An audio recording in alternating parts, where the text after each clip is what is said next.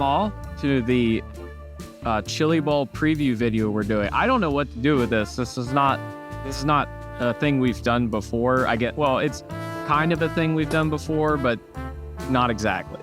But I'm here. I'm Seth. We're here with Chuck, aka Chase, frontstretch.com's own, to preview the 2025 Chili Bowl Nationals. Race season is here, Chuck. Are you excited?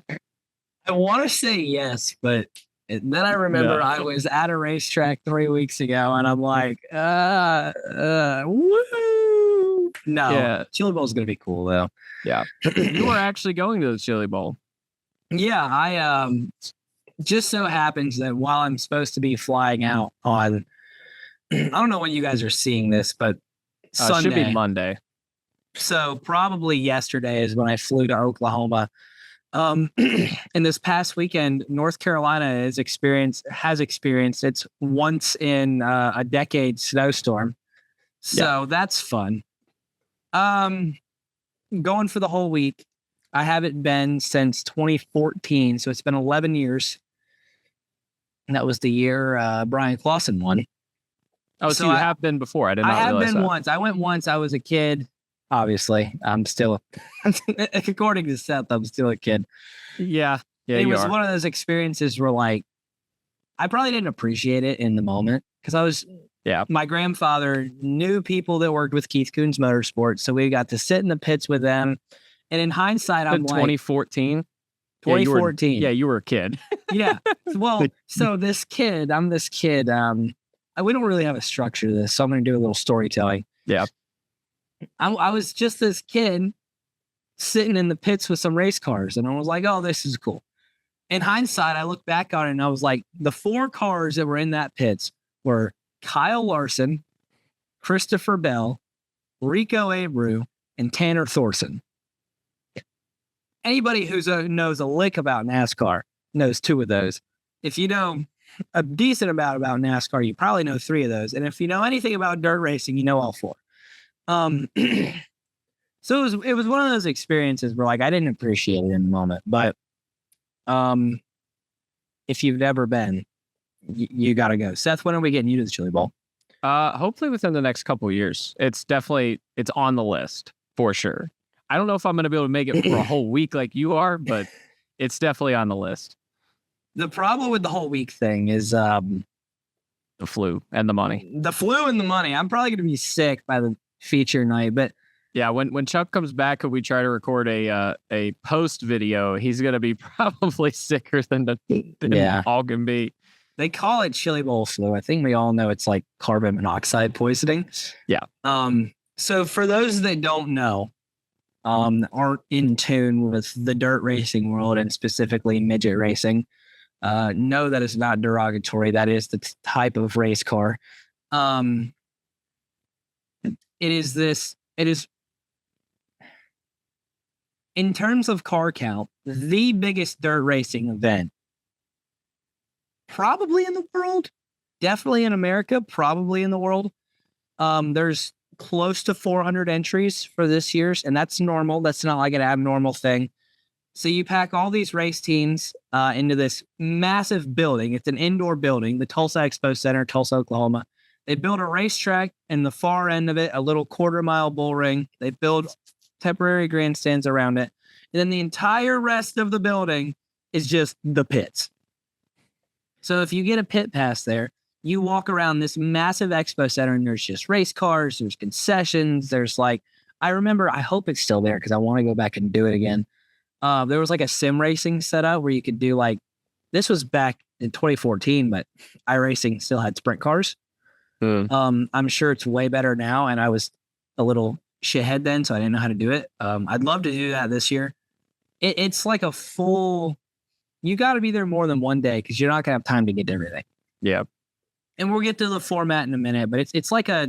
Is it kind of like a fair atmosphere almost? Yes, that's exactly what it's like. It's like, imagine you're walking around your county fair, or the state fair, actually, because it's big. Yeah. And it's just like all race cars. That's pretty much what it's like.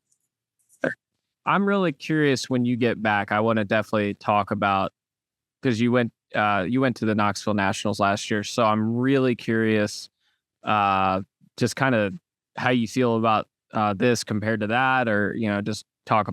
I can't wait to talk to you about that on here, because I think it's an interesting comparison. Obviously, the Chili Bowl, as far as sheer numbers, is bigger, obviously, but I'm really curious how it just feels. Right. I mean, because comparatively. Knoxville's like, I don't know. I've never been to enough. I haven't been to enough big marquee dirt racing events yet, but I can tell you guys listening from experience, Knoxville is like this massive party. The entire town, like the haulers are parked in the shopping mall down the street, and they roll the race cars down Main Street in Knoxville to get them to the racetrack. The entire town is the racetrack, and it becomes this massive party scene for the entire week. So, yeah, from my understanding of the layout of Knoxville, it's kind of like the dirt racing equivalent to Indianapolis.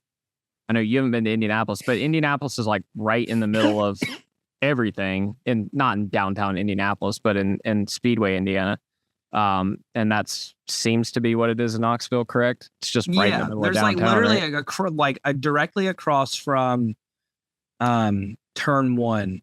There's like 5 bars in a grocery store. It's literally just right. It's right in the middle of everything. Yeah.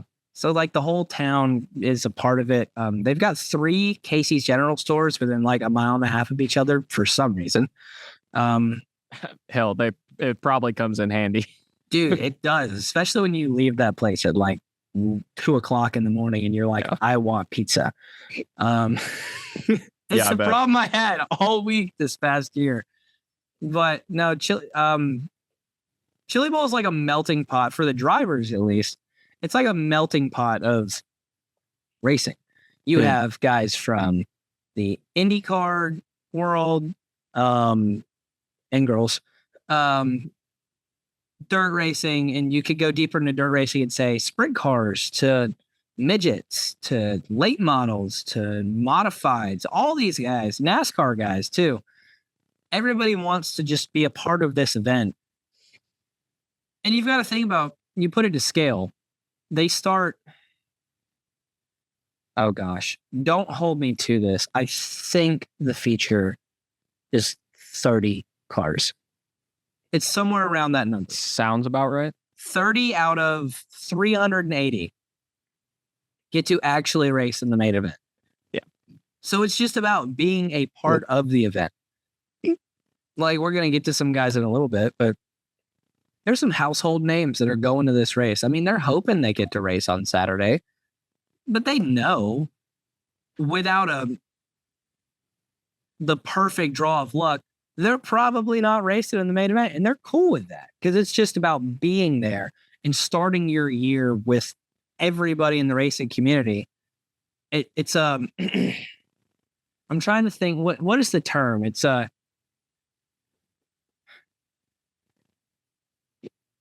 like a family get together. Yeah, like that. That's a good way to describe it. I was going to say like a marketing, like, hey, I'm just going to go and be here so everybody knows I'm here. I mean, family get together is a good way. Theoretically, they could have put the race. Flo does a great job, but they could probably put the race on like FS1 or something and draw a lot of viewers from it. That would be cool, but I'm not going to complain because I remember the years of I'm trying to figure out how in the world to pay for the race on MAV TV. Yeah. And you're like, oh my God, the feature's supposed to start in 20 minutes. How do I get MAV up and loaded? And you think you missed it, and you finally get the thing to start working, and they're doing track prep for the B-mates. Because the Chili Bowl is never, and I mean ever, on time. Like, it just doesn't happen, ever. It may be, as far as watching on TV or on streaming, it may be the longest watch of any race except for an endurance race. Well, if you're like actually watching the whole thing, This thing keeps popping up on my screen. If you're actually watching the whole thing, it's like an endurance event for the fan, for the viewer. Yeah. Because the Saturday starts at like 10 o'clock in the morning, and you're not getting done. Like, you're not watching the main event until probably midnight Eastern time. If you're if I had lucky. to guess, if you're lucky. Yeah. I've witnessed some 1:30 mains before. I think the first one I ever watched started at 1:30 or 1:45.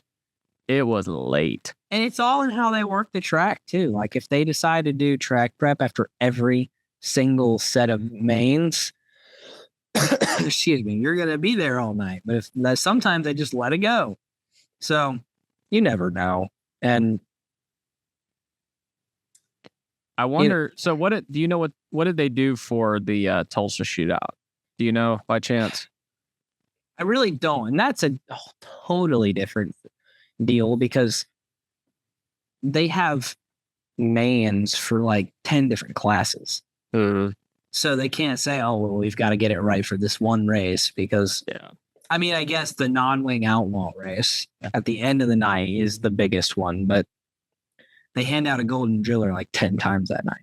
Yeah. So I only bring it up because if they can get the track running like it did at the end of what race was that exactly? The non-wing outlaws? The Bell and Larson race? Yeah. That was a non-wing outlaw Non-wing feature. outlaws. If they can get it running like that, that would be awesome.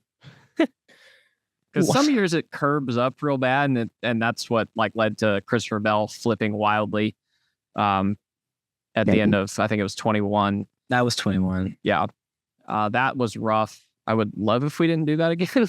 Well, the biggest problem is, so you look at a micro, right? Like a little micro sprint. Yeah. And you look at a midget. Mhm. When you're watching them on TV, they don't look that different. Like they really don't. And even when you look at them, like if you walk through the pit area and you had them sitting side by side, they're really not that different in size. But I've experienced it firsthand at Millbridge.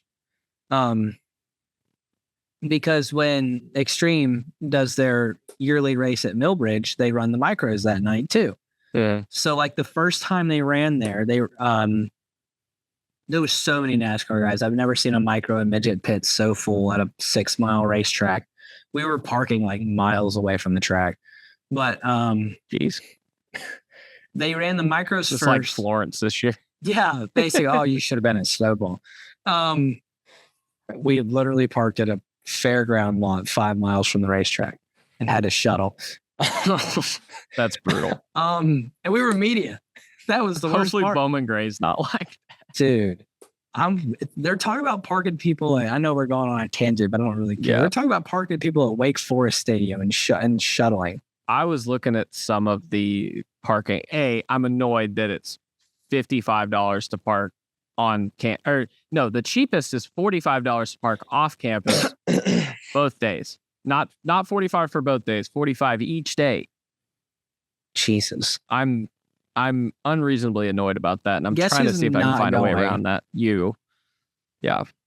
Trying to see if I can find a way around that. But anyway, that's totally off topic. So, okay, Millbridge, I'll get to my point. They ran the micros first, and I remember that micro race because it had half the field was NASCAR guys from Larson to, this was right before Papa Joe Gibbs put his foot down and told Christopher he couldn't race dirt anymore. So Christopher was in it, and Creed, Suarez, Ross was there, whole list of guys. And they run the micro feature, and we could see like everything. Dust wasn't bad. They were throwing sliders at each other. Track race great. They sent the same number of midgets out there 30 minutes later. After a lap, it was like you were staring into a dust storm in the Sahara Desert. You couldn't even see the other side of the racetrack, and it's a 6 mile. Like you could throw a baseball from one end to the other. An average person could. And it was so dusty. So midgets just tear up the track so much worse. And that's why it curbs up like that. That's why, like you said, that year, Larson jumped the curb 3 times. That's why Bell caught him. And then Bell just, I think that wreck is like when Joe, I think it was the last time. I think it is the last time he was in it. No, he raced the next year. Did he? He did race in 22, and that was his last one. Ever. That was the Yeah. same. 22 was also the same year as that extreme race at Millbridge. So Okay. it was shortly after. I think he flipped one at Millbridge, and then Joe was like, "That's enough." Yeah. Okay. So probably gonna end up with a torn up track. That's okay. Is the way it is. All right. Do we want to get We into? can talk some format stuff. Let's talk some format. Your format is there is 5 prelim nights: Monday, Tuesday, Wednesday, Thursday, Friday, that lead you to Saturday. Everybody will race on Saturday, so we'll circle back to Saturday. But of the 380 something cars that are entered, they are each divided into the 5 prelim nights, and those prelim nights help determine where you will race on Saturday. So I'm not going to go into the full explanation. If you want the full explanation, it's on the Chili Bowl website. But basically, they run each prelim night. So, for example, on Monday, they will run heat races that are determined by random pill draw for starting order. And those heat races, you earn passing points, will set up qualifier races. So it's basically like 2 sets of heat races. Through the heats and qualifiers, you accumulate passing points. There's some inverts involved. And that's how you land in your main events, your D, C, B, A on Monday night. So each night is treated as its own event. So if you earn a crappy amount of passing points, you're going to end up in a D main on Monday night. If you finish top 2 in a D main, you transfer to the C, and you've got to get to top 2 to transfer to the B, top 2 or 3. And the numbers change every night. That's why I say if you want to know the full explanation, go read their website, because there's technicalities based on cars per night and whatever. Basically, the top couple cars transfer into from D to C to B to A. Your A feature will run at the end of the night. The top 2 finishers on Monday night are locked into the main event on Saturday. So the Chili Bowl, they are locked in. Everyone else below them. So if you finish 3rd, you're going to be one of the front runners in a B main on Saturday. If you finish down in 7th on Saturday night's A main, you're probably going to be somewhere in a C main. Now, when you start to look at the scale of it, there's so many cars. Those cars that are failing to make it out of the D main on Monday night, they're going to be way down in like a Q main. Now, if you do the alphabet, that's a lot of races. So then each night it repeats. So the top 2 from Monday, Tuesday, Wednesday, Thursday, and Friday are all locked into Saturdays. And from there, they're put into B's, C's, D's, all the way down to Q. And then they call it alphabet soup on Saturday. Saturday morning, they start with Q mains. So the big deal on Saturday is everybody likes to see who runs the alphabet the best. There's always one story. Somebody will go from an N to an H, or if somebody really good that had a bad qualifying night will go from, say, an H to a D. I don't think anybody's ever made the A from lower than a C. No, I was reading that. I don't I think there's been remember. a couple C main Yeah. guys that made the main event. I remember reading a thread a couple years ago about like guys who went the farthest from the lowest, but I don't remember exactly. But yeah, it was something like that. So that kind of goes back to what I was saying earlier. Like, there's so many guys that know they're not racing on Saturday. Like, if you're running in I'm trying to think. If you're running in an O main on Saturday, you know for a fact you are not racing the Chili Bowl. So why race? Except that's what it's about. It's just being there. It's a full day of just racing. And it's like, oh, well, let's see how far we can make it. And then, so those guys that locked in through their qualifying nights, they run a pole dash to determine the top 10 starters. So it's just like a dash in an order of outlaws race. You know, they'll take those 10 guys, how they finish in like this 15 lap dash. I think it's 10 or 15 laps. That determines the top 10 starters. And then the most important races before the A main are the 2 B mains. I believe it's the top 4 from each. That would give you 8. It might be top 6. Okay. That But sounds more right. I think it's top 6 because that would give you 12. 12, and then that would land you with 22 cars. And I think there might be 2 professionals, so maybe it's a 24 car field. But yeah, full format is on their website, like I said, but that's kind of the gist of it. So we've got a list in front of us of the guys you guys might be interested in or not. That's up to you. From each night. Really quick. I get confused really easy. So shout out to Chuck for making that as concise as possible, I think, because really not be able to be concise. It's not able to be concise, and I feel like you did the best job that you could have. And I would have been confused reading it. So hats off to Chuck. All right, let's go. Let's go over the possible. Let's go over what we decided or what we determined were probably the favorites and most notable guys that the general audience would know in each night's heat race. All right, starting with Monday, obviously, Kyle Larson is going to be in the race on Monday. Chuck, do you think he could do anything? I don't know. He might be the favorite, but we'll see. Obviously, anything can happen, but we'll see who else you have on this list before we decide who our favorite is. All right, going down our list, Nick Hoffman, Justin Peck, Shane Golobic, Josh Balicki, a.k.a. the Arby's man, Trevor... That says Trevor Klein. I don't know why you wrote it like that. My handwriting is terrible. There's no way that's a C. Is it supposed to be a C? Yeah. It's supposed to be... I wrote a K, but it looks like an R. Oh, it looks like an R. Yep. Okay, my bad. Connor McIntosh, Brent Cannon Cruz, McIntosh. Cars. Huh? Cannon McIntosh. Cannon. Seth's New Year, guys. No, I just can't read my own handwriting. And I forgot. Anyway, Brent Cruz, Cars Tour's own Brent Cruz, and then Jerry Coons Jr. Don't get near Xavier Liggett. That's if you know, you know. So yeah, I mean, obviously the elephant in the room is Kyle Larson. There's not anybody on that list. There's one guy that I think can give him trouble. We'll get to him in a second. But there's not you look at that list, and there's not anybody you go, oh, they're going to beat Kyle on a prelim night. Yeah. I mean, last year, Kyle had his troubles, right? And didn't even make it out of his qualifying night. Yeah. But did he get wrecked twice last year?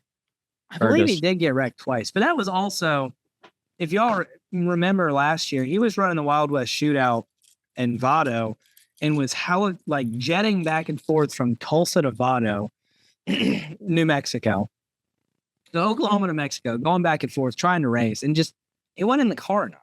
Yeah. They didn't have time to actually set it up or anything. And it was a last minute ride, right, too? Right. It was just an extra car that Keith Coons had. So this year, him and Paul have their own stuff. They're going to be the favorite. There's not any reason for them not to be. Yeah. Now, the one guy I think, Brent Cruz is sneaky good in the midget. I'll give him that. He's I believe he's started a Chili Bowl before. Don't hold me to that, but I think he's been an A-main starter before. But the one guy that I look on that list and I was like, yeah, that guy could absolutely give Kyle trouble is Cannon McIntosh. So he was this year's Extreme Outlaw champion in a midget, running for Keith Coons Motorsports, one of their 17 million cars they're going to have at the Chili Bowl. But the kid's good. He's kind of like Kyle in the fact of he makes boneheaded moves, but he's not scared. Like, he's going to send it from green to checkered. He's got a lot of talent. He's really fast. So that's my guy that I think could definitely challenge Kyle. Now, Jerry Coons Jr., Chili Bowl fan favorite. He's been there forever. Just wanted to throw him in there for any Chili Bowl diehards. But for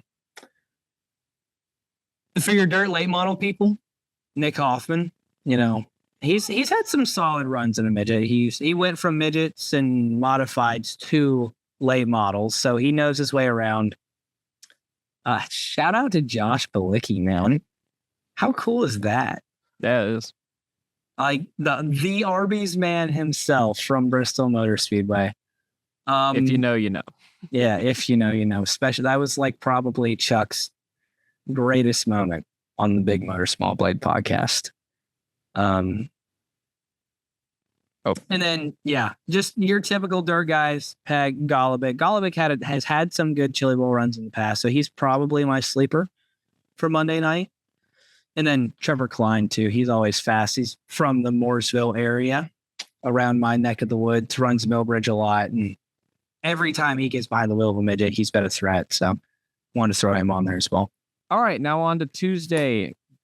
The big cat, Brad Sweet, he's running Zach Dom, T-Mez, Ricky Thornton Jr., Nick Drake, That's in Drake, Buddy Kofoid, and Ty Gibbs. Interesting name on this list. Yeah, somebody. So I'm going to ask him this week. I have a feeling he might have told Grandpa that he wanted to run the Chili Bowl, and that's why the Gibbs restrictions got lifted. Sorry, I put a candy thing in for some reason. Thank you, Grandpa. Thank you, Grandpa. That's what you hear. You guys hear? That's what Bell said when he won the Tulsa Shootout last week. I got 4 words. Thank you, Joe Gibbs. Oh yeah. But now this is an interesting list on Tuesday. I mean, probably the favorite on there is Buddy, former USAC champion. I mean, he's given Kyle plenty of trouble on a prelim night before. So, quick note about this. Buddy always runs Tuesday night. Kyle was a Tuesday night lifer for his entire career. But that's because the Race of Champions was always on Tuesday night, so he wanted to do it all in one night. Now the Race of Champions is Monday, so he switched his night. So wait, you get to choose your night? I don't know exactly how it works. Some guys like Bell is a Thursday night lifer. Always been Thursday night. Larson was a Tuesday guy. Like Wednesday or Monday was always Rico's night. Like certain guys, I think, just have the luxury to be able to do that. Yeah. I mean, if you're Kyle Larson and you say, I want to run Monday night, they're not going to say no. Yeah. So Makes sense. I think Buddy would be the favorite on this list. How do we feel about Brad Sweet in a midget? Because we all know how good he is in a sprint car. I don't know anything about him in a midget, to be honest. He runs the Chili Bowl every year. Yeah, and I don't remember hearing about him very much. He's never made that much noise, though. Like, yeah, I don't think, in my opinion, I don't think it suits him. I don't think it suits his style. To be fair, I don't think this is a controversial opinion. Brad Sweet is rarely the fastest sprint car driver on any given night, or on a lot of given nights. He's the most consistent sprint car driver maybe ever, other than like Johnny or Kevin Swindell or whoever.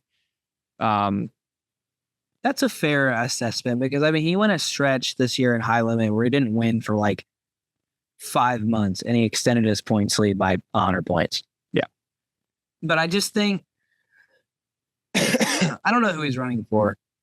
I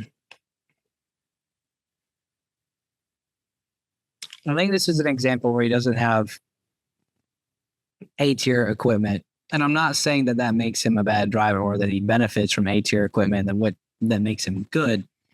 Just saying it's always better to have it than not. It's always better to have it, right? And when you're up against a field of 380 cars, it can make a difference. Oh, yeah.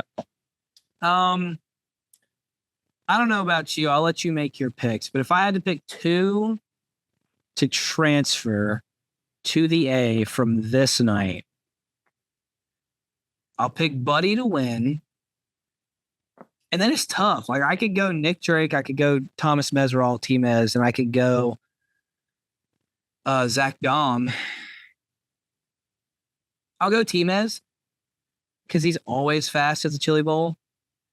And he typically gets taken out in some goofiness, like Cannon McIntosh, Cannonball McIntosh, as he called him a couple years ago. I'll take Buddy and T-Mez. All right. I guess I'm going to be different. I don't really know what I'm talking about, but I'm going to be different.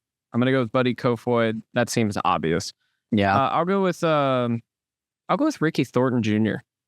It's not a bad pick. And I was just thinking about him because he's been putting a lot of time into running midgets for whatever reason. Ricky's one of those guys.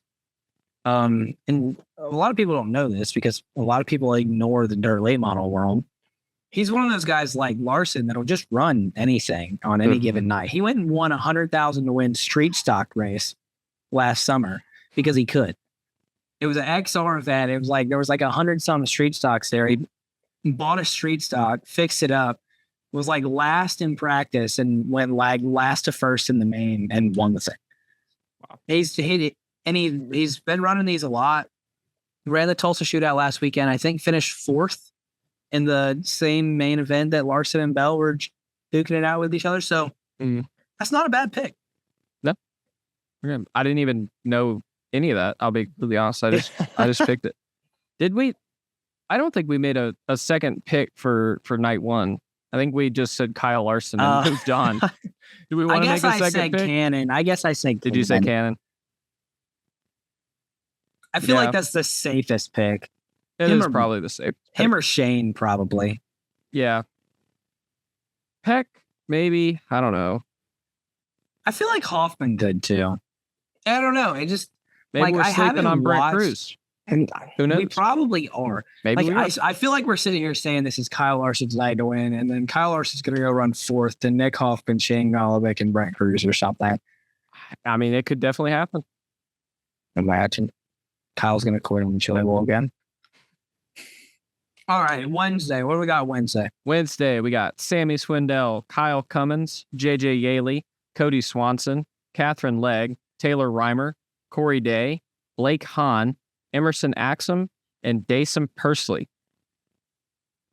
So I think I got most of those right. You did, actually. I'm proud of you. Thank you. I'm just going to give a shout out to Sammy for still running these daggum things.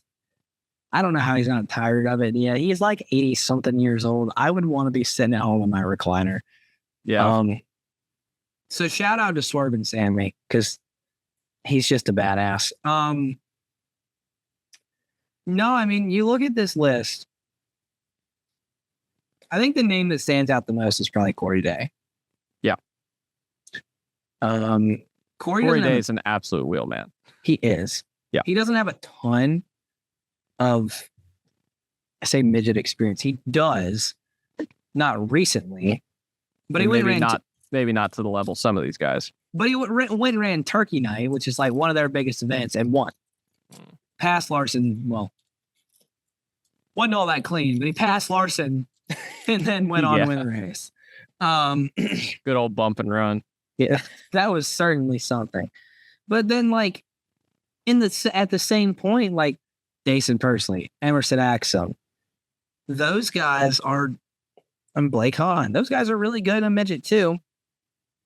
Kyle Cummins, Cody Swanson, your non-wing sprint car guys. You know, Kyle's been an A-main starter for I don't know how many years, a lot. So he's always a threat. And I will give a shout out to JJ Yaley because people do not give enough credit to him for the wheelman that he is. Well, the dude can wheel a race car. Okay. And I think people sleep on that quite a bit. I mean, biggest what the hell's going on moment of my life watching a NASCAR race was the Bristol Dirt Race a couple years ago where JJ Yaley was comfortably running top 10 most of the night in a Rick Ware car. Yeah, that did happen. Yeah. So, I mean, obviously the dirt race was a weird thing that a lot of weird stuff happened, but I mean, that's a talent. That's talent right there. I mean, I would say in a non-dirt car still, in a non-dirt car too. So exactly. Yeah. All right. I'll let you pick first. Yeah, I'm going to go with Corey Day. I think that's pretty obvious. I'm definitely not going to pick Catherine Legg. Nothing against her, but I don't know. Has she ever run a midget race? I feel like she tried this last year. Did she? I think I remember. I don't remember hearing about it, but that I might be wrong. Maybe it was the BC 39. I feel like she's tried one of these before. I feel. I'm gonna double check that, and it's gonna show up on the screen somewhere. I feel like BC 39 sounds more right than Chili Bowl, but yeah, I don't know. For my second, I'll go with Axum. It's probably not the best pick, but we're gonna go with it. No, you suck. Oh, was that your pick? I was actually going to pick Axum to win. Oh shit! I'm going to pick Axum to win and Day to transfer. Okay. So, I was hoping you weren't going to take him, so I didn't look like a dweeb copying you. And he goes, "Oh, I'm going to pick Axum." Well, you. I don't know if we're allowed to cuss on this show or not. I don't care. What's Thursday got, Seth? What's Right, Thursday got? We got Spencer Baston, Carter Sarf, Landon Crawley, Brady Bacon, Christopher Bell, Tanner Thorson, and Chris Wyndham. So this night is stacked, in my opinion. If you guys don't know who Carter Sarf is, and you're wondering why the hell is that dude on this list, he's the guy that's running Chase Briscoe's car. Okay. So, Chase posts all about the Chili Bowl. Chase loves the Chili Bowl. He normally runs the Chili Bowl. I was wondering why he wasn't. Is it because his kids were just born? Yeah, that's my ultimate guess. I'm sure he's going to be there in some capacity. Carter's running his car. So that's a really good race car. He did pretty good last year. I want to say he made the A main in it. If not, he was definitely in the B. But you look, Crawley, I wanted us to talk about a little bit. Just he's a World of Outlaws sprint car guy. So for you sprint car fans out there, maybe that's your guy you cheer for Thursday night. But Baston, Bacon, Bell, Wyndham, and Thorson. You're telling me to pick two out of those. I feel like you narrow it down. No offense to Brady Bacon and Spencer Baston, because they're great. But I mean, you've got a 3-time Chili Bowl winner, the 2022 Chili Bowl winner, and Chris Wyndham, who has won everything in every form of midget non-wing sprint car there is. And I swear every year I've ever watched a Chili Bowl, Chris Wyndham runs 5th the entire night, every single year. So there's going to be a really good car. A car you could say, man, that guy could win. That's going to get left to a B on Thursday night. Yeah. I mean, win on Saturday, not just win Thursday night. Cool. What are you thinking? I'm thinking Christopher Bell. I think that's the safe pick. And then I don't know. See, I know they're totally different, but I kind of like Brady Bacon here almost. I mean, I don't know if that's probably not an accurate. No. I mean, I don't know. I mean, again, honestly, that's one of those guys like Kyle Cummins started the A a bazillion times. But like you said, it's hard right. It's really hard to vote against any of these guys, really. I feel like the thing about Bell, I can see a world where he doesn't win. It's hard to see a world where he doesn't finish top 2. Yeah. There's also, I wonder, so he hasn't run a midget race in 3 years, right? Or has he run one? I don't think it's going to matter. Sure, but there's bound to be some rust there that a lot of these guys maybe don't have. I know Bell's let me qualify. He hadn't run a micro in 3 years either. He just went and won the biggest micro race in the world. All right, scratch all that. Well, I mean, Christopher, like, he's scratch Christopher all- Bell. yeah, you're right. Scratch that. Christopher Bell is an absolute world-class race car driver, and he can drive the damn wheels off of anything. So scratch that. I'm talking out of my ass. But yeah, obviously we've seen Spencer Baston in a sprint car be very good at times. We've seen him be very mid at times as well. So you never really know what you're going to get out of Spencer. Right. But he could go out there and run great. Who knows? I don't think this is a controversial take. Christopher Bell is better in a midget than Kyle Larson is. I think that's accurate. He's winning Thursday night, in my opinion. And I'll take, as much as I don't want to pick against Wyndham, I'll take Thorson. All right, on to Friday.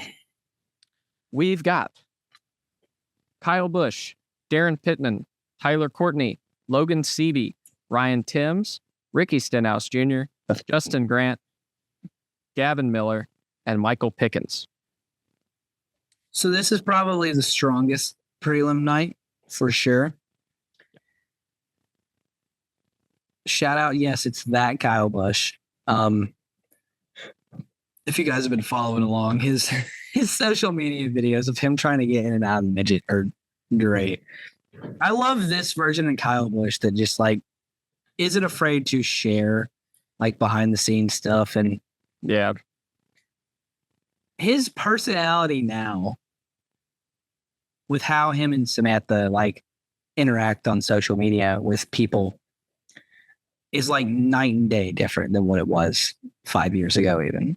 Yeah. And it's cool to see. Like I appreciate seeing that side of Kyle. I mean, like him or not, to this day, he's probably the most polarized. Well, there's probably one other guy now that might be a more polarizing figure in NASCAR than Kyle Busch. And it wasn't that way for a very long time. And it's the simple fact of that guy who might have the initials of DH keeps winning, and Kyle hasn't been winning in a while. And also left DH's Toyota team. So, yeah, he's in a Chevy now. It makes a big difference. makes everybody love him. Half the country's like, "Oh, you're an American man. I love you now." So, Which is just the most silliest take ever. it's the I'm most just gonna say it. ironic take ever for about a company whose main production is in Mexico. But Shitting on a company whose main production is in Kentucky. exactly. I digress. We're getting off the beaten path, but I'm glad Kyle's running. It's cool to see. Yeah. Hopefully I get to talk to him this week. yeah, that'd be cool. Pittman, sprint car guy, always runs. Ricky Stenhouse, your NASCAR guy, always runs. But I'm more looking at Grant, Miller, Pickens, Timms, CV, and Courtney. Now, for those that have been living under a rock, Logan CV is the two-time defending Chili Bowl champion. Yes. Hard to pick against the guy. He's two-time defending champ, and he's got Kevin Swindell turning his wrenches. That guy, I don't know if you guys know this or not, he knows a thing or two about winning the Chili Bowl. I believe he won 4 straight of them. Was it 4? I believe you're right. I was looking at it earlier. Sammy's got 5, Kevin's got 4. So yeah, Kevin knows a thing or two about what he's doing. And Logan's a hell of a driver. So as much as I hate saying this, I feel like Logan's as much of a lock as Bell or Larson are. Like it doesn't seem that way from the outside looking in because Logan CV's not flashy. He just goes out there and does his job, but he's damn fast. Yeah. So I'll take him. This is probably the hardest pick of the entire thing. As fast as Timms and Miller are, they're going to be in Keith Coon's cars. And as fast as Pickens is, it's hard for you to look at somebody and say Justin Grant or Tyler Courtney is going to run a B main at the Chili Bowl. That's hard to like say. Yeah. Dude, Grant's come so close to winning that race so many times. Hmm. And Courtney's always fast. But I will take Grant. All right, then I will take Courtney. I knew And you were going to do that too. Obviously CV. Yeah. But yeah, Well- I'll take Courtney. I have a hard time based off. I know he was again in sprint cars. I don't know why I keep saying that. Like people get annoyed at me for talking about sprint car racing when sprint car drivers are being brought up. But in high limit specifically, they were relatively inconsistent to the point that it lost them the title, even though they were faster than the 49 all season. I would, from what I saw. feel like that's fair to say. Yeah. But when they showed up, you weren't beating them. No. So I just have a hard time betting against them. And then obviously we were at the World Finals. They showed up there and were really good one night, really off the next night, and then went out and won the last night. So that's you don't know. Tyler Courtney. Yeah. Courtney's a great. I mean, I can see Courtney winning. I picked him to go to a B, and I can see him beating CV. So yeah, you don't know. There's not much to like break down on Saturday other than alphabet soup, which we don't know. What the lineups are yet. You don't know until you get there. And who's It'll your pick to win? Though. Who's my pick to win? It's so hard to bet against anyone who's two-peated going for a three-peat. Even that team in Kansas City. But I'm kind of feeling Christopher Bell. He seems to have. He could be back in a Keith Jones car too. He seems to have everything I've seen from him recently. He seems to have like a swagger about him that he doesn't always have. And when he gets like that, he's hard to beat. I think it's just a simple fact of Joe letting him run again. Yeah, I feel like it's probably. I think having that has lifted a weight off of him. Yeah, and he's gonna be, not that he's not motivated normally, but extra motivated almost. I would. Oh, dude. Okay. Again, it's hard to bet against CV. So and obviously, there's that guy named Kyle Larson who's pretty decent too. I'm not going to pick Larson. I'm not going to do it. I feel like we've been over this too many times. He is going to shoot himself in the foot at some point.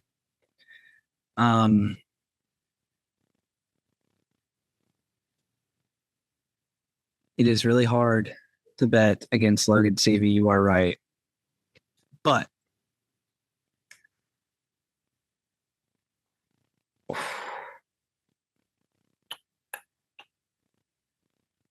I'll take Buddy Kofoid. All right. Buddy's never won one. This feels like a year for a first-time winner. I'll take Buddy. All right. So I think that just about does it. We've yapped long enough about Chili Bowl. Yeah. If you guys have any suggestions for what you want us to do with this, I think we're going to do this every now and then with some dirt racing stuff. We can just sit here and tell stories and run our mouths like it's a storytelling podcast, or we could actually add some structure to this. I don't care. We'll work on it. Like give Chuck us any said, suggestions you have. Yeah, we are open to literally anything that involves keeping our clothes on.